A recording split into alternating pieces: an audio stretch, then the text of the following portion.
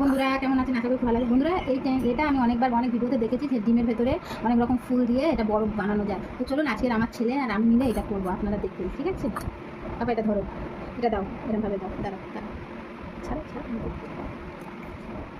এটা এর মধ্যে দিয়ে দাও, দাও দাও দাও, সাদা ফুলটা দিই,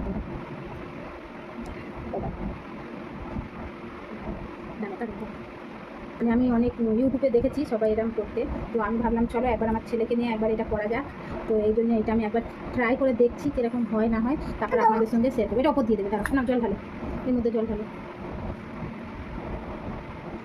এটা নতুন একটা কিছু বানানোর চেষ্টা করছি আমার পাপানের জন্যে, দেখি হয় কি। হ্যাঁ এটা দিয়ে দাও।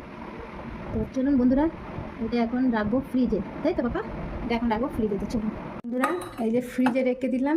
জানি না কতক্ষণ টাইম নেবে, যতক্ষণ টাইম নেবে ততক্ষণ ফ্রিজে থাকবে। 1 ঘন্টা, 1.5 ঘন্টা, 2 ঘন্টা, কতক্ষণ টাইম নেয় দেখা যাক।